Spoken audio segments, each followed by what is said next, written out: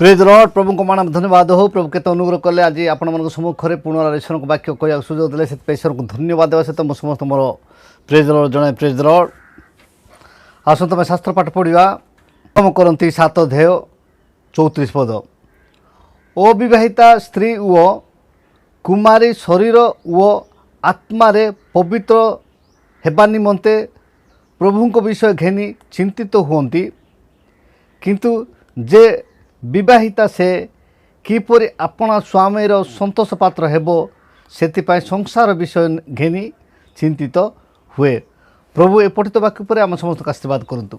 आम ये देखुचु अविवाहिता स्त्री वो कुमारी शरीर वो आत्मा पवित्र हेबा निमंते प्रभु को विषय घेनी चिंतित हुंती।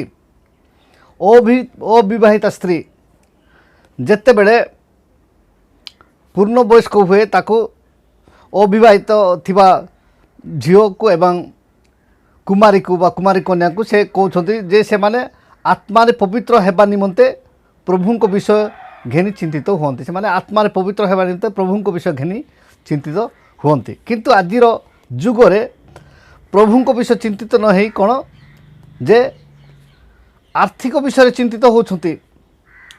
सेतिपाई आजिर मोर कहबार उद्देश्य होची माने प्रथम आहार, जोटा कि प्रत्येक प्रथम आहार आम प्रत्येक लोक आम पीचु, किंतु सेटा से माने निर्लज्ज भाव में लोक मान सम्मुखें उपस्थित करुछंती। से माने सेटा माने प्रथम खाद्य जोटा कि भौणी माने देखाउथिबा सेटा होची कोन प्रथम खाद्य समस्तकर। से विषय आम शिखा धर्मशास्त्र लिखाई जे एब्रिय मंडल को प्रेरित पावल चिठी लिखुंट एब्रिय 5 अध्याय 12 ରୁ 14 पद पर्यंत। कारण यद्यपि एते समय मध्य तुम मानकर शिक्षक हेबा उचित थिला, तथापि ईश्वर वाक्यर प्राथमिक मौलिक सूत्र गुड़िक कही जे तुम मानकु शिक्षा दिए यह पुनरा तुम मानक प्रयोजन अच्छी। गुरुपाक खाद्य प्रयोजन न होई दुग्ध तुम मानकर प्रयोजन। जे दुग्ध पाई से तो धार्मिकतार वाक्य विषय अव्यस्त नुहे, कारण से शिशु मात्र, किंतु वयस्क प्राप्त लोके अर्थात जो माने ज्ञानेन्द्रिय गुड़िक अभ्यास द्वारा भल वो मंद निरूपण करने को सक्षम से मानक निमंते गुरुपाक खाद्य प्रयोजन। आम ये देखलु जे एब्रिय मंडल लिखुंट जे पुनरा तुम मानक प्रयोजन अच्छी। कौन प्रयोजन अच्छी? जे गुरुपाक खाद्य प्रयोजन न होई दुग्ध तुम मानकर प्रयोजन।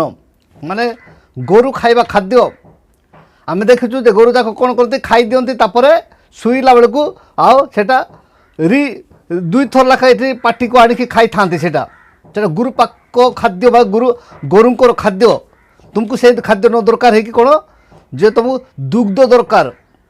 किंतु बय प्राप्त लोके अर्थात जो माने ज्ञानेन्द्रिय गुड़िक अभ्यस्त द्वारा भल मंद निरूपण करने को सक्षम से मानक निमंते गुरुपाक खाद्य प्रयोजन।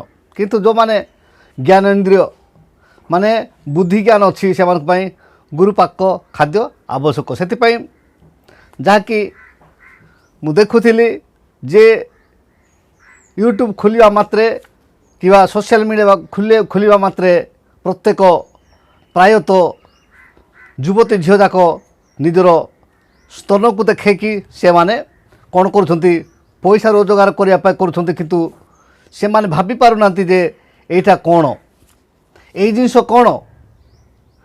से जिते बड़े आम जाना दरकार जे आम प्रत्येक व्यक्ति खाद्य हूँ से जिनस जिते बड़े शरीर आमर खराब हुए, जिते बड़े आम बहुत दुर्बल हो जाऊ, जिते बड़े आम खाइबा को सक्षम नुहे, से आउ कहते जे डॉक्टर सार मैंने कहते कौन जे आप क्षीर पीयंतु।